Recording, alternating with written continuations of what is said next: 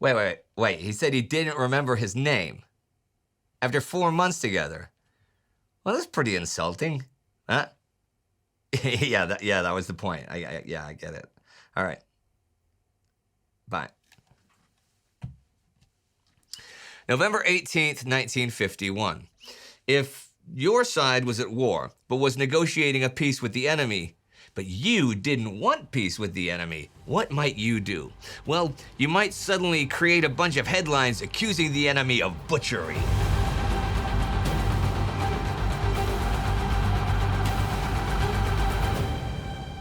I'm Indy Neidell, and this is the Korean War. Last week, the Second Battle of Maryangsan came to its end, with the Chinese still holding that important hill. At the UN, the Soviet foreign minister demanded an end to the Korean War. And at Panmunjom, the UN and communist delegates continued the peace talks to try and bring it all about. The sticking point was item 2 on the agenda, a demarcation line for an armistice.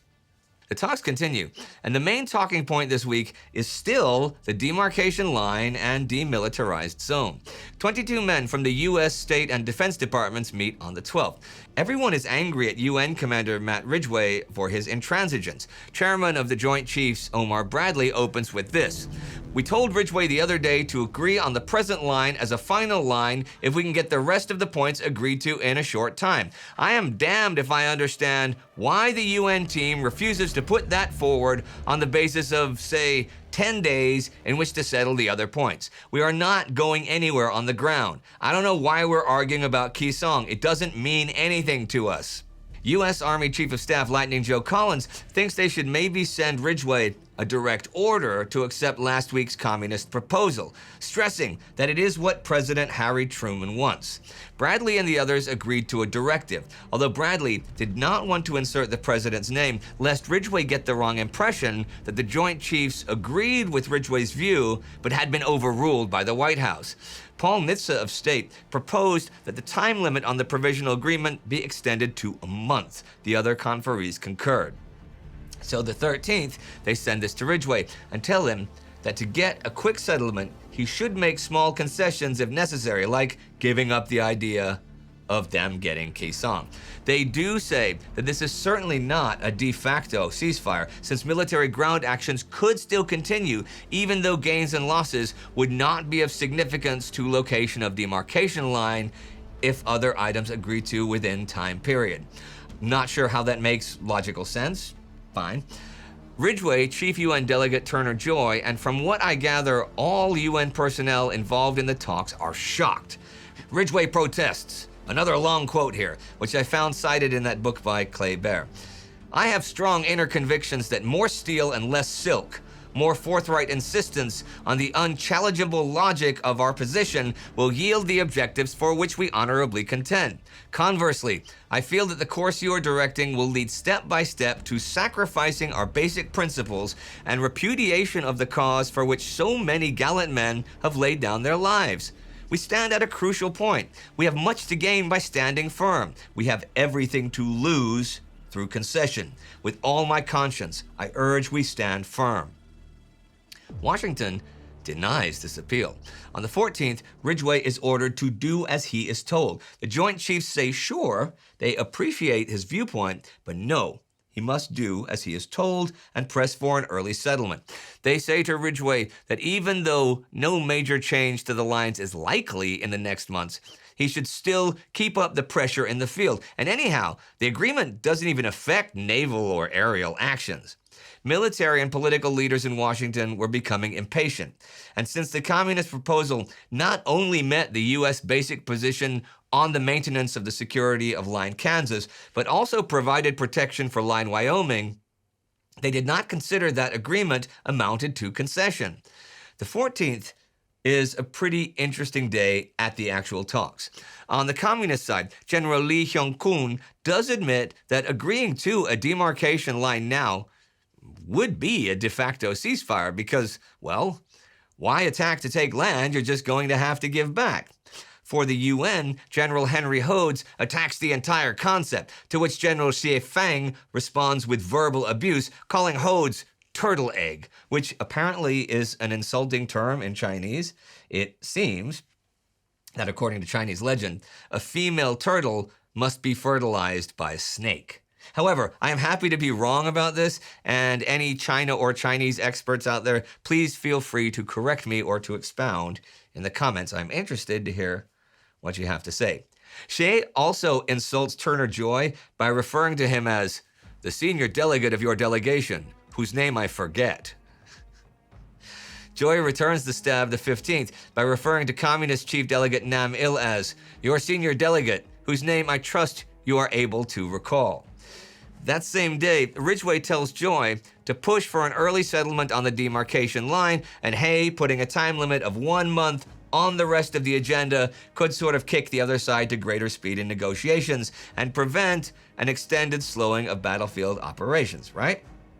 The offer must be clear that if the rest of the agenda has not been agreed to within 1 month, then the line is no longer valid. So yesterday the 17th, the UN delegation presents a new proposal, reluctantly I might add, that accepts the communist position on the line of demarcation, but adds on that 30-day time limit. The last day of this week is spent asking and answering questions about the proposal, but it has not been accepted nor rejected. This is sort of a reprieve for the communist side, though, this 30-day thing. I mean, UN command knows that with all their new green troops and with tough enemy fortifications, effective pressure, I mean like along the lines of another Bloody Ridge or Heartbreak Ridge, can really only be achieved at a cost in blood unacceptable to Washington. You may be wondering what the men fighting the war, actually fighting the war on the ground, feel about all of this. The New York Times writes today, the 18th, that it seems the UN side is giving the communist side a good propaganda opportunity to claim that the UN does not really want a truce. And this opinion is shared to a certain extent by the men in the field. The Times wrote a couple of weeks ago that once the truce talks resumed, in many places along the Korean front, the muttering guns fell silent. Ground fighting was almost at a standstill. The foxhole to foxhole grapevine on the UN lines was active with rumors. The GIs had hopes that an end to the fighting might not be far off, hopes which had been raised before and dashed before. Last week ended on Armistice Day, commemorating the end of World War I. And 8th Army Commander Jim Van Fleet exhorted the troops to continue business as usual until the communist aggressors terminate their violation of human liberty. And on November 14th, the United Press reported from Tokyo headquarters that in suggesting an immediate ceasefire once the timeline was agreed on, the Reds openly repudiated their long-standing agreement that hostilities would go on until a full armistice is signed. The blackguards were trying to bring the war to an end. On the 12th, the Times publishes a dispatch from the Central Front that the question everywhere is, why don't we have a ceasefire now? And that the troops, in increasing numbers, see the communist side making concessions, but the UN side only making more demands. Well, unrest among the troops, for whatever reason, needs to be addressed. On the 14th, 8th Army Judge Advocate General James Hanley calls in the local Korean correspondents in Busan and gives them a sensational headline for the 15th. U.S. reveals Reds killed 5,500 GI captives in Korea. The following day, the number is upped to 6,270, and the Associated Press sends out, Reds butchered more Americans than fell in 76. Hanley explains in an interview, he feels the men fighting the war should know what the other side is like. Might this be intended to sabotage the peace talks? One can but speculate. Ridgway issues a formal statement about the whole thing the 17th. The same day, the UN proposal is given to the communist delegates. Quoted in Isidore Stone. It may perhaps be well to note with deep reverence that in his inscrutable way, God chose to bring home to our people and to the conscience of the world the moral principles of the leaders of the forces against which we fight in Korea. It may well be that in no other way could all lingering doubts be dispelled from the minds of our people as to the methods which the leaders of communism are willing to use and actually do use in their efforts to destroy free peoples and the principles for which they stand. He adds to this that the publication of Hanley's statement has no connection whatsoever with armistice negotiations. There are those who disagree with that, particularly the British. The Times correspondent in London writes that a suspicion exists that the United States, for some inexplicable reason, wants to prolong the fighting. But should the fighting end, something will have to be done with all the POWs.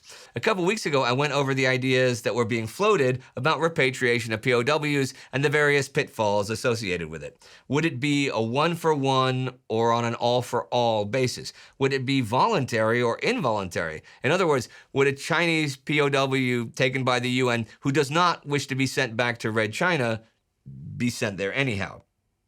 It's the November 4th episode, and there's a fair amount of detail, so check that out for the background. It seemed then that voluntary repatriation was out, especially since it is actually contrary to the 1949 Geneva Convention. Ridgway also adjusted his stance, telling the Joint Chiefs that unless there was a one-for-one exchange, he didn't really see how he could hold back people unwilling to be repatriated. Again, with one-for-one, he could hold back those guys for last, since his side has more prisoners than the enemy, so they don't need to be sent anywhere if the exchange is one-for-one. The United Nations Command had avoided the subject of non-repatriation in its psychological warfare program and had not offered asylum to the communist soldiers. Instead, it had promised food, medical care, and good treatment to all. There has been some progress made, though, with reclassifying the POWs in the UN camps. For example, there are many who claim South Korean residence. And these go into 5 general categories. 1, civilian volunteers who join the North Korean military. 2, civilians who were impressed into such service. 3, ROK, South Korean, military personnel who were captured and impressed into the KPA, the North Korean Army. 4, ROK personnel who have been mistakenly taken into custody, perhaps as stragglers. And 5, innocent bystanders. Now, who might those be?